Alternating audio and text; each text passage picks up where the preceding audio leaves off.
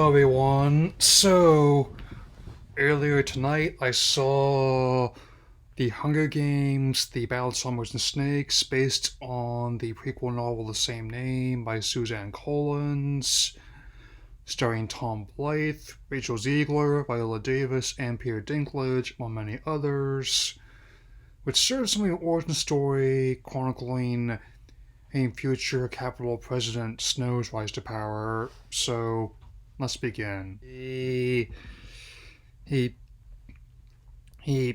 story shows how Snow, who became the mentor to who a young prospect from District 12, who called Lucy Gray Baird, and not only how he rose to the ranks and even managed to play not just the actual, well, everyone in the Coliseum, but also behind the scenes machinations.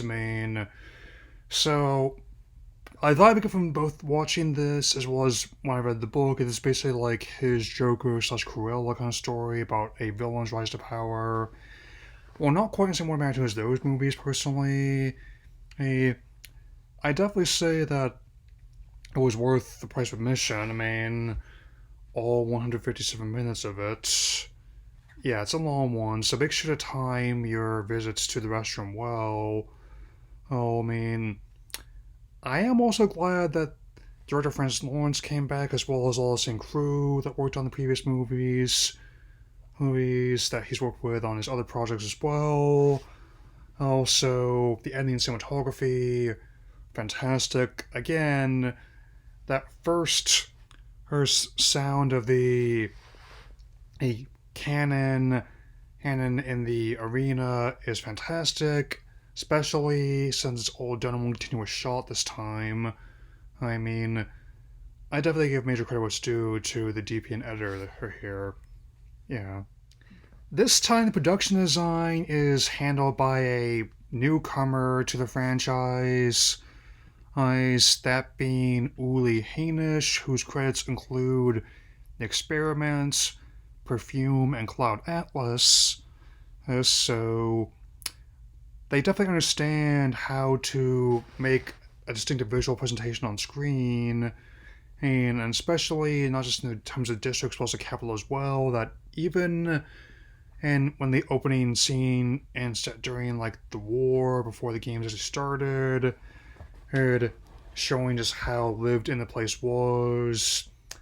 And even by the time the main story takes place, even though it's upon air opulence, they definitely show areas that are quite figuratively and literally falling apart, which is not that different from how other regimes, be they past or more recent, show themselves. Making assumptions there. And again, the districts also very distinctive in their presentation, especially in number 12. Given how there's a map that we get shown on about halfway through the film, which shows that it's right where the Appalachian Mountains used to be in their universe. So it makes sense that their city center, which contains, among other things, shops and a tavern, take place in what used to be an old coal mining factory.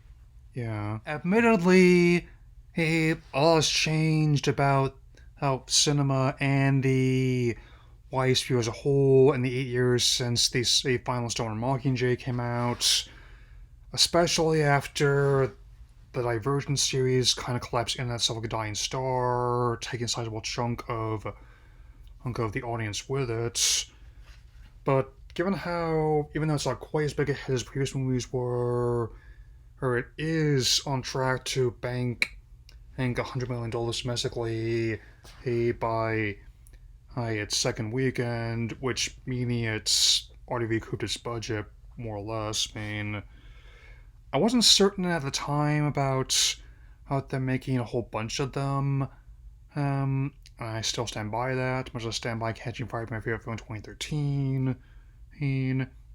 It definitely justifies its existence, which is like a lot of films lately, and all things considered, I definitely a, a hope to see what else could be done. And even though the story is admittedly familiar in many places, a lot of elements are recognized from the other movies in the books, it is anchored by, by the cast performances. I mean, I would definitely not object to seeing Blythe in more work. He definitely has the aura of a young Heath Ledger, Joseph Gordon-Levitt. I mean, and even with discourse around Rachel's public statements, she does fit the role quite fine, and I'm just glad she didn't cross any picket lines during the strikes when they were taking place. I mean, as I previously stated, I'll just deal with like the Snow White version as it comes. The music by James Newton Howard is great. I definitely have appreciated his work whenever it shows up in a movie. I mean, he might be my favorite composer, but he's playing on the list. And I definitely also like how the actual ballads, I mean, just reading the lyrics in the books are quite powerful, but just seeing them brought to life in this film, it's incredible. And I also like the costume design by Trish Somerville, who I don't recall all the name, but again, she's another one who's worked not only with Lawrence, but also has worked along with David Fincher a lot, so she definitely understands how to who make a costume whom convincing on film.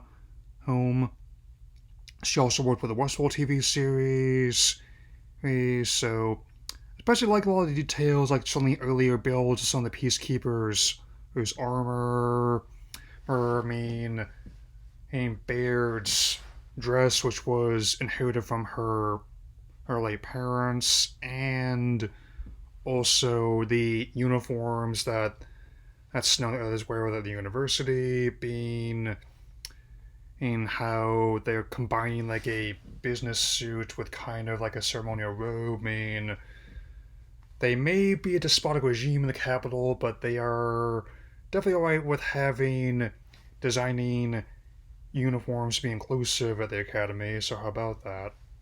Yeah. Though the previous movies were never really the most lighthearted fare out there, I think this might be the darkest entry I've seen to date. Which, given how dark like both halves of Mockingjay were, that's saying something. I mean,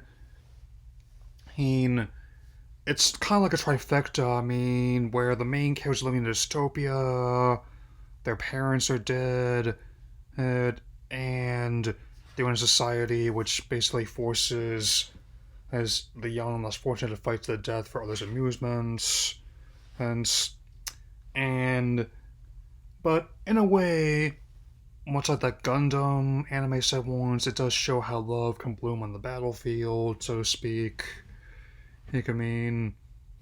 And I also still stand by the fact they still consider this to be a bit more levity in this than in Trolls Band Together. I mean, I may not be as extreme in those movies in my dislike as my associate Jim Gizriel, but I still kind of comfortably make that statement.